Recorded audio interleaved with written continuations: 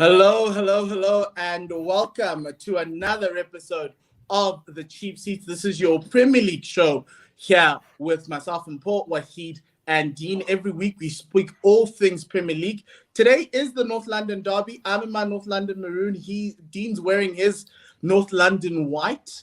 And we will see how it turns out, because one guy is going to be in Champions League, one person might not be.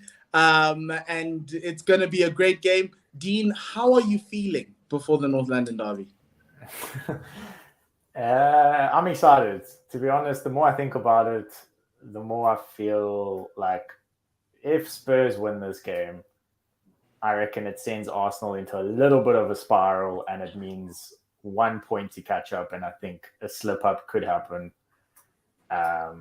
Having said that, probably go completely reverse and Arsenal win and then nothing happens and Spurs finish like fifth. So I'm nervous. I'm excited. It's our entire season comes up to this. Our next 2-3 season depends on this game. So it's massive. It's crazy. Do you think your coach staying is dependent on this? Yeah. I think our coach staying is dependent on this, but at the same time, there have been reports that he's happy to stay anyway. It's obviously not reports. I'm just talking about your feeling. Yeah, just your feeling. My feeling is he must stay for another year regardless, because I think Daniel has now learned his lesson with not backing Poch and Daniel, and not backing Poch and Jose, and hopefully he now backs Conte. He's shown if you back Conte and Paratici in January, just the kind of quality you can get like Kulusevski and Bentancur. So we'll see. Yeah. Okay. My feeling is if you lose, I just reckon he might have.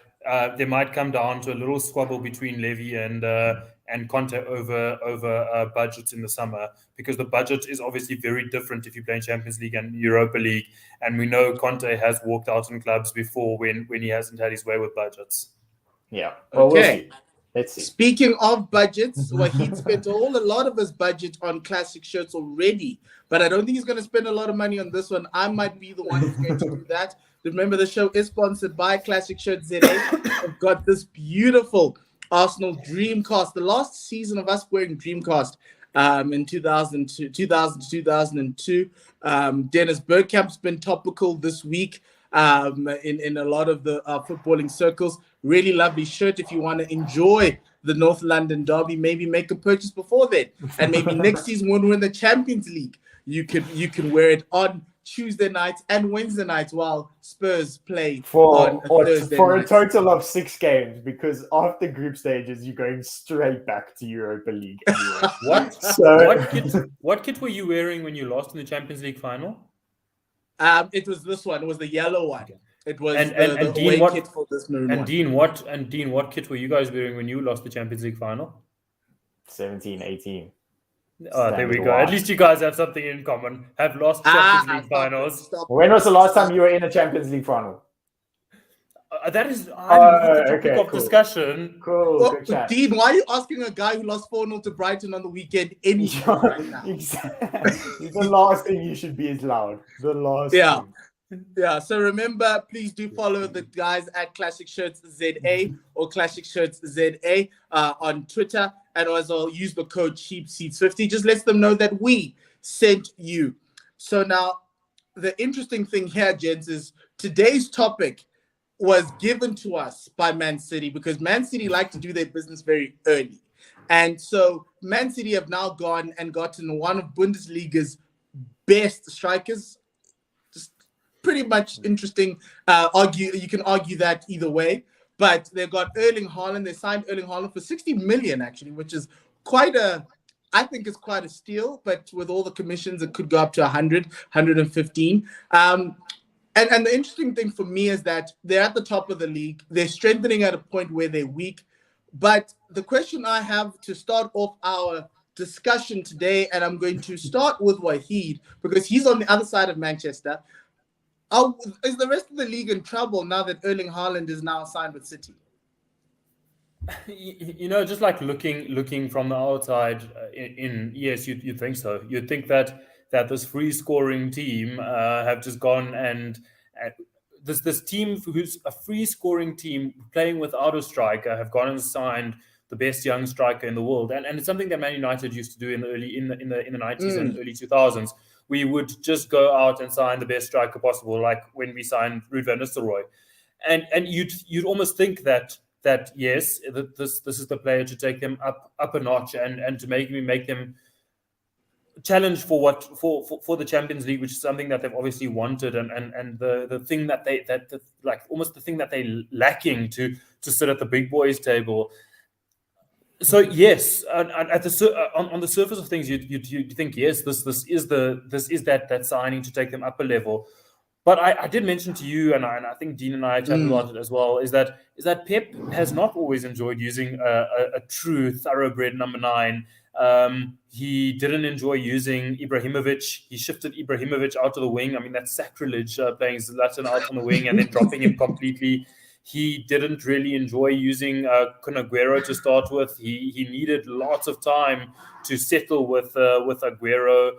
Maybe the exception to the rule was that he formed quite a solid partnership with Lewandowski, but he inherited a Bayern side that maybe didn't play exactly to his ideals, whereas he had Barcelona playing exactly to his ideals, and he has Manchester City playing exactly to his ideals.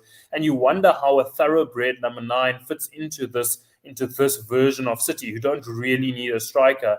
And I'm not sure that it's going to be a disaster, but I'm not sure that it's going to be like bang, bang, bang, let's get going and maybe scoring 40 or 50 goals next season. I think Erling Haaland is probably the type of player who could get to those levels, but I'm not sure you'll see that from the get-go.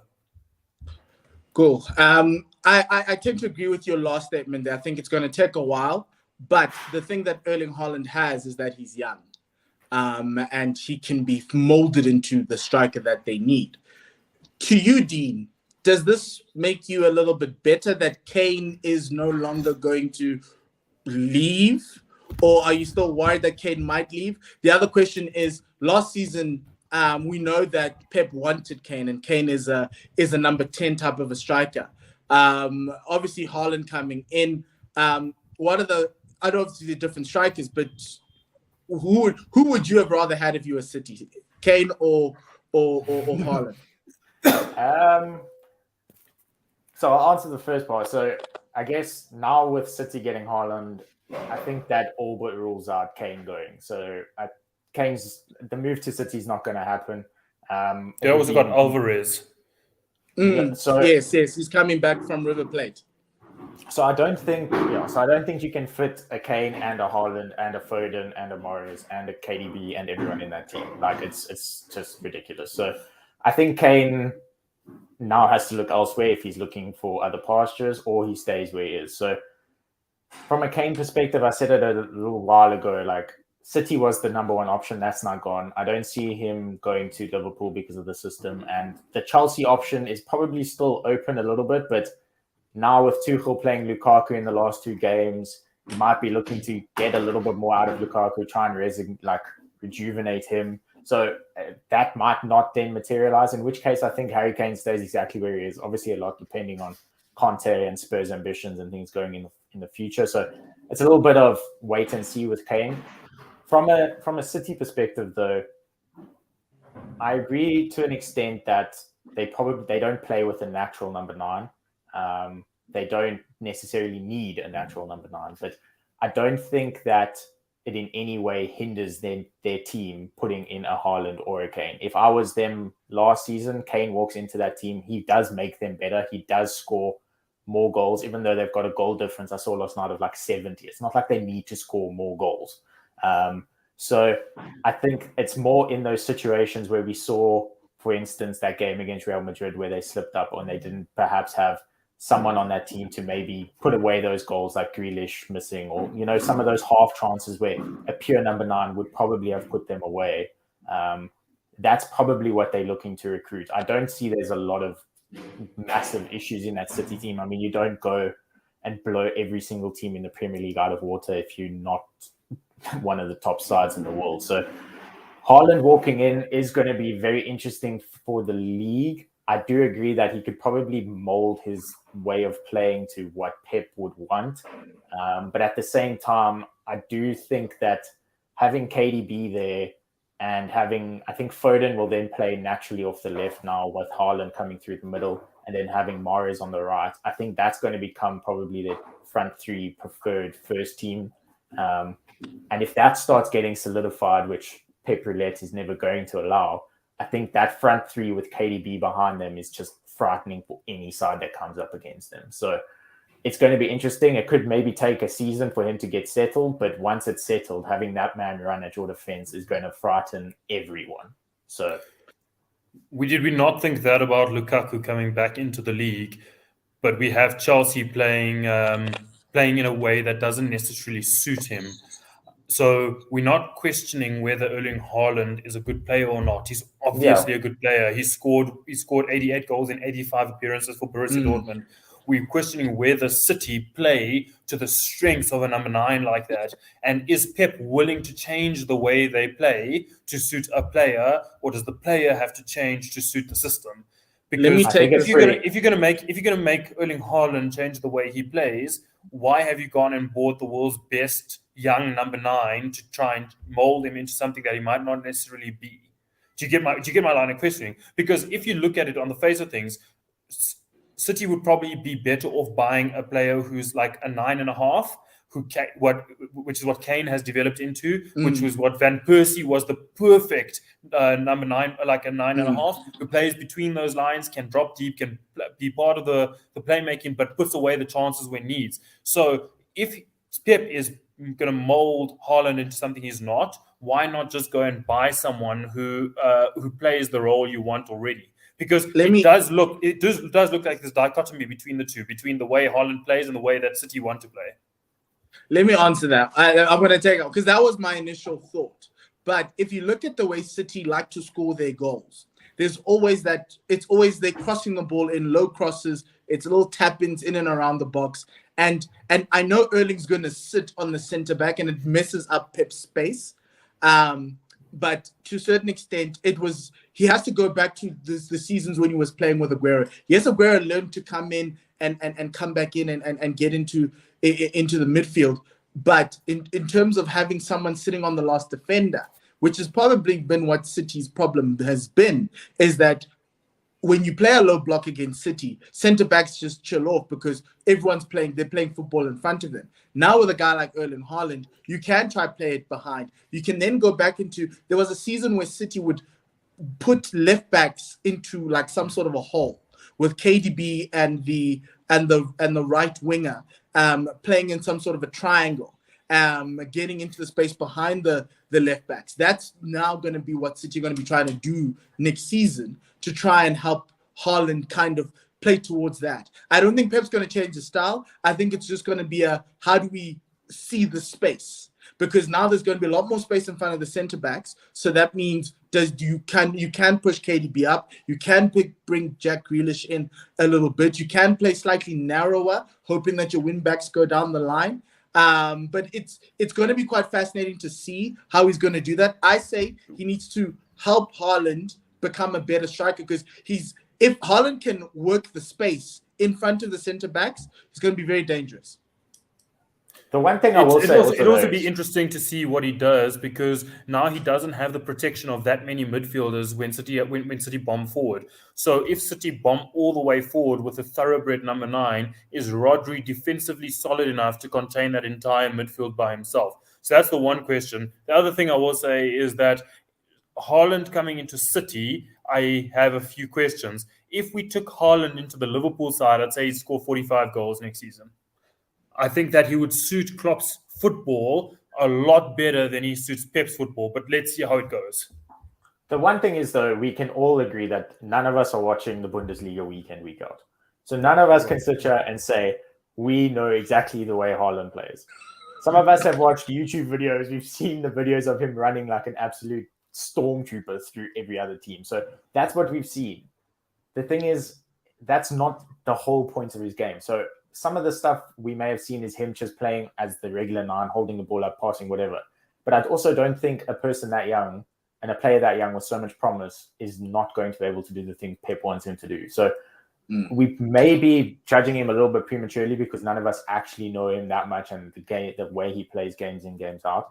And also, City aren't done. I mean, maybe they've made a few stupid purchases in the past, but you would like to think that there's some bigger brains there that are doing the acquisitions of players than Wahid saying that he prefers Haaland to Liverpool. So we'll see. Look, I look at it and I'm like, yeah. The only problem is Mo Salah's a little selfish at times. So Erling might find himself a little bit, would find himself starved. Here's a question, right? Haaland's coming in. There's a big issue around his age and the fact that he's professed that he wants to play at Real Madrid. We've known that when City have bought players, they've all lasted 9-10 years. Aguero was there for a long time. Yaya was there for a long time. Is City no longer the stepping stone club, or will we see Erling want to leave after 4 or 5 years and want to go to Real Madrid? Sure. Well, I think that we need to remember who his agent is/was, and Mino Raiola is no longer, but he Erling Haaland still falls under the same agency, and their method around the way they look after their players isn't going to change much just because Mino Raiola isn't there anymore.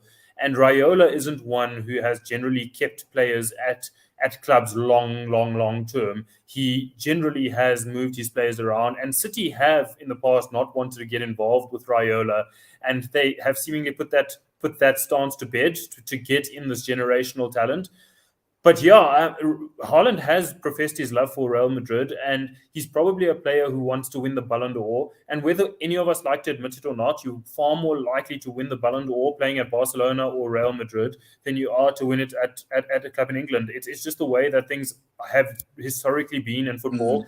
And if Haaland wants to elevate himself to the status of Messi and Ronaldo, and that's probably where his aspiration lies.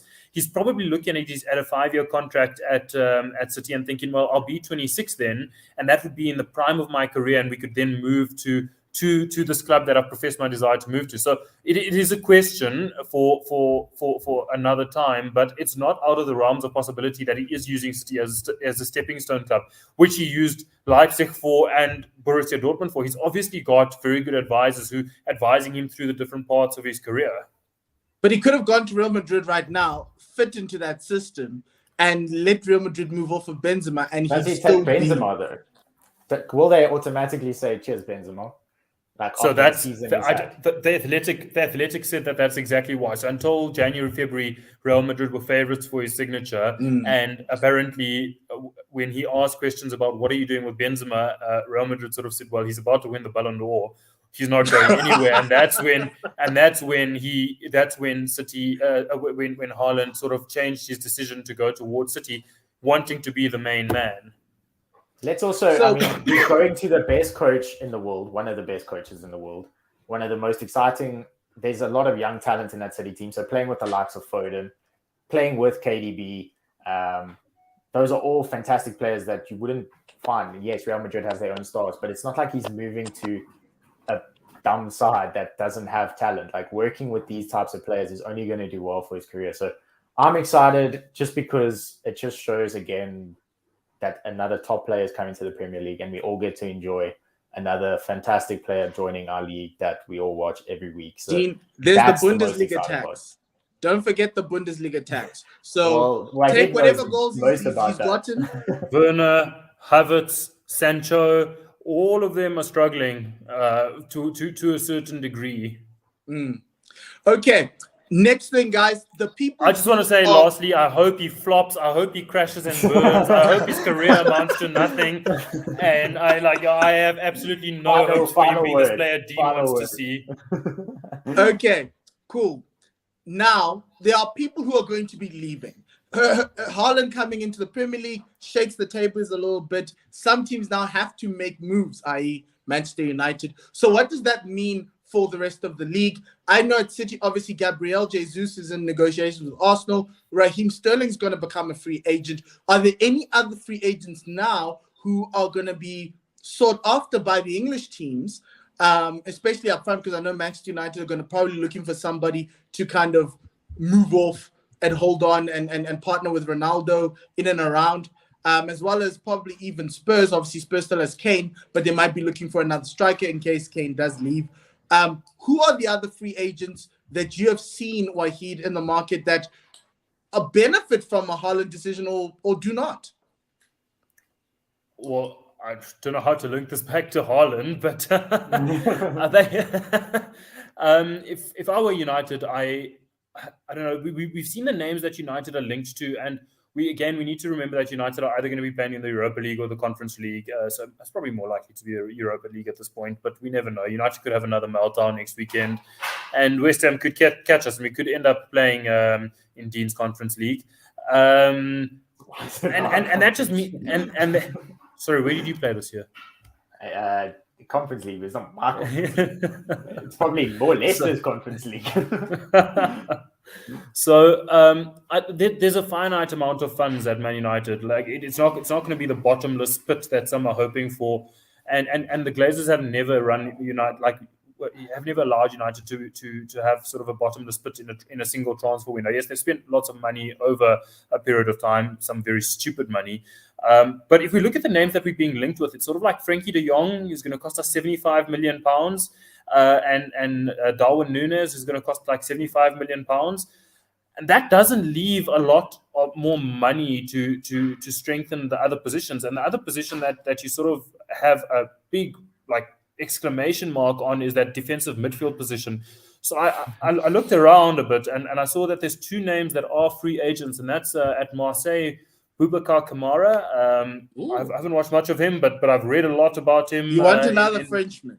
You want another Frenchman. And the next name I'm going to say is again another Frenchman, but Bayern are letting go of Tolisso, and he's another one who could come into United and play in that defensive midfield position. So I suspect that United... Have you been kidnapped, by the way? Just checking. I don't have a think about Frenchmen. My favorite ever United player is a Frenchman, so there is that. So I don't have a thing against Frenchmen. I just have a thing against Paul Pogba. So yeah, I think United might have to be quite smart around some free transfers. So they were those two, and there was another one is Andrea Belotti, which I think a Premier League club might take a punt on. He's only 28. He scored a goal every 3 games for Torino, and I think he might be one that some Premier League teams could benefit from. Like West Ham, I look at them and think you guys could use a number 9 like him. He's just I think he's at that not top 4, but like 5, 6, 7 kind of striker. I agree with you. He's a bench player for top 4. Yeah, bench player top 4, but I think West Ham would probably look at, because they definitely need one. I saw they were looking at Watkins as well from Villa, but I think looking overseas and Belotti could fill that role quite nicely. But maybe they hit a little sneaky Danny Welbeck, because he's a free agent. You never know. Maybe Edison Cavani goes to West Ham from Eddie Cavani is going back to South America, I reckon. Yeah, I know. He's definitely. Or even there. Raheem Sterling. Raheem Sterling has led the line for City. Hasn't done quite well, but he's very linked to Spurs. Very, very, very highly linked to Spurs. Sterling. How do you feel about that? Not great. A lot of it's kind of segregated Spurs fans, because a lot of Spurs fans are saying he would walk into that team and he would instantly make us not better, but he would instantly increase our quality, increase our levels. Probably would play well with like a Kane and Son combination, and fine, Kane, Son, Sterling would be a great combination. But I think it's a transfer that shows that you're looking at what a player has done and not really looking at protecting or looking to the future and getting stars for the future. I would much rather have Kulusevski than Sterling, which might be a bit cool, but fine. Wahid, what about Lingard? And is there a possibility that United could move a Rashford to free up some funds, get some funds in going forward? So with Jesse Lingard, it's an interesting one. So personally, I know Dean doesn't agree with me, but just looking at it from the outside in, I think that Jesse Lingard would make a big difference at Spurs. I think he could go to Spurs and be the type of player who could do well there, the type of player who could do well under Conte, and I think he might not be that fussed if he's not starting every game. So yes, I know he doesn't want to sit on the bench for forever, but if he's used as a rotational player, I think he could still do very well. And I don't think he's a bad player, because obviously he's not. The teams he's been linked with overseas are PSG and Milan. So obviously there's still a player in there, and he's just kind of fizzled out at United. And I think there's business to be done there if a Premier League club is willing to look at him. How much? Where do you put him though? Okay, answer how much, and then tell me where you put him in Spurs. Like, just where?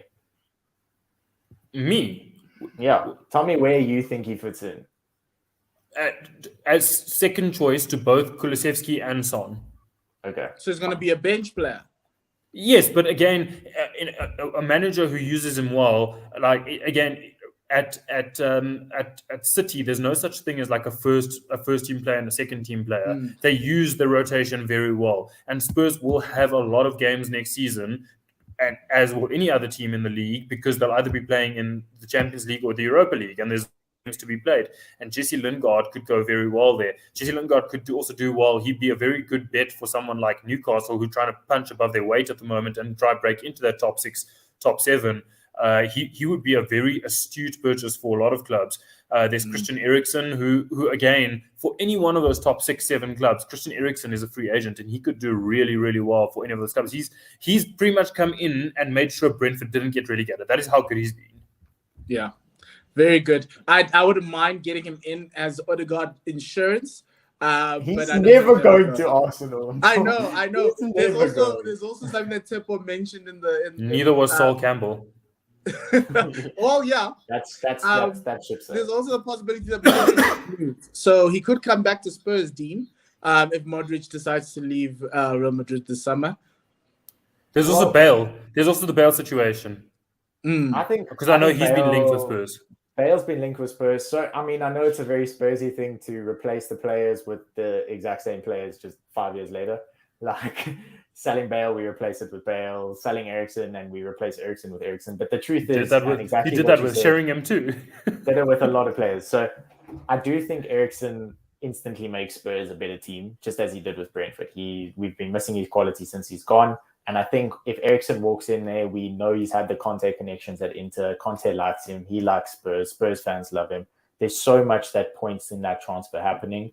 And I really hope he does. It would just be ridiculous if we do get Eriksen back after we had sold him like 2.5 years ago. But for the good of Spurs, I think he would instantly make us better. And then at the one name that I also want to throw around is just Spurs are very also highly linked to Lautaro Martinez, who he's not a free agent, but I think he also, as Wahid said, isn't first or wouldn't probably play as much games because he would maybe be second fiddle to Kane, but he's another player who would instantly make that team so much better. So it's a big transfer for a lot of players. Spurs have struggled with that profile of player over the last couple of years. To get a player in who's willing to be back up to Kane, but good enough to be back up to Kane, because you have a situation where any player who's willing to come in and sit on the bench for Kane is not good enough for Spurs, basically. And the players who are good enough for Spurs don't want to be sitting on the bench. So you've had that issue since Kane's become world class, where it's a very difficult thing to do. So Lautaro Martinez doesn't strike me as someone who'd be willing to sit on the bench for Kane, and he might want to come in. The only thing I could see is that if Conte changes his shape and plays with the 3-5-2, which he did at Inter, and paired Kane and Lautaro, but I'm not sure. Well, that's exactly what I'm saying. As a 3-5-2. If Lautaro comes, he'll change to a 3-5-2. That's exactly what the calls are. So, and then where does Son go? Son sits behind him as the 10. And then where does Kulusevski go? Kulusevski's yeah. Or he could go wing back, go right wing back, and then we don't have to buy him. I reckon Jesse Lingard would make a good right wing back under Antonio Conte. Wow. Okay. Wahid is Manchester United should actually hire you because you can sell players. Yes. So one last question for you guys. I love Football Manager. One last question before we go off. Of the teams that are going to go down, who's the one person you want to raid from those teams? Well, I mean, are we all agreeing that Leeds is going down? Because I don't see them recovering. And if Go you have to down look and at never that, come back. I think that there's obvious names, and I think there's a lot of different names that would suit different players. So I think if Leeds goes down, I think West Ham would be stupid not to try and pick up Bamford as an Antonio replacement. I think United would be stupid not to look at Calvin Phillips, but at the same time, I think most of the league would probably be looking at Calvin Phillips. From a Rafinha chat, everyone is obviously talking about Rafinha, but I think he wants to, or it feels like that Brazilian type of player that wants to explore Spain a bit, and I think he's more suited to go overseas, or I think that there would be a lot more overseas suitors for someone like Rafinha. Barcelona, he would obviously fit into every other team in the league, I think. So it would be interesting to see, and if they do get relegated, Rafinha's way too good to play in the Championship. So I think those would be the three names that I would see most likely getting picked up relatively quickly. But then also Jack Harrison is also another player in that squad that's is way too good to play in the Championship. But I would say he's more like a Leicester type of player, I would imagine, rather than a top four, even though Leicester. I'd go get Stuart Dallas. But is he not too old, though? If he's going to sit on the bench for me, he's going to beat Tierney. Like James Milner. No. That's what I see when I see Dallas. I just need a left back. But the other person I'd look to is Emmanuel Dennis. I think he's come into the league really well. And as a backup striker, he would be incredible for Arsenal. And so for me, that's the one guy. And obviously Ismail Assar, but I wouldn't be able to fit Ismail Assar into Arsenal, but I'm sure Manchester United could fit him in. Where does Dan James go? He's not a championship player. Nowhere he's near a championship player, man. That guy can't even tackle properly. So he must go. I reckon that guy comes back into the league somewhere, into like a mid to lower, mid to lower level team would suit him. Or you know what? He's exactly the type of signing that has got Everton into this mess. He would do so hard to go to Everton. So the one thing is also like I know he hasn't played a lot this season, but Todd Cantwell at Norwich, I think he's too good for Norwich. And he's been very injury stricken, but I think he deserves a run in the Premier League. Not a top 10 pick. That's a very not a top table team, but I think he is a bottom half table. I think he deserves a shot. I mean, Pukki, no way. I mean, Max Aarons at right back is not a bad shot from Norwich. He could probably come to Spurs as Doherty replacement. But other than that, I mean, I don't see anyone else from Norwich. I don't think Norwich are going to go down and then they'll come back up next season. So we'll see what they have. If Henderson leaves because he wants first team football, I'd take Ben Foster as our number 2, just because he has a really cool football blog, the cycling goalkeeper vlog. I love that show. Okay. Ben Foster. I never thought of that, but anyway. Okay, guys, thank you very much for joining today. And remember, we still have our FPL show, so please do watch out for that. Dean, all I'm going to say is good luck for tonight. If it doesn't go well, enjoy Europa League. If it doesn't go well, I'm disappearing off this planet for like a week. I'm gone. Don't go and try and message me. Don't call me. Cheap seats is generally Mpor, Wahid and Dean, with guest appearances from Cyrus and Avia and Sepo. And if Arsenal beat Spurs tonight, Dean is not on the show next week. I'm gone. Okay, so effectively, cheap seats future is hanging in the balance tonight. Exactly. So let's enjoy the game, everybody. Have a good time. Goodbye and lesali kakahiso.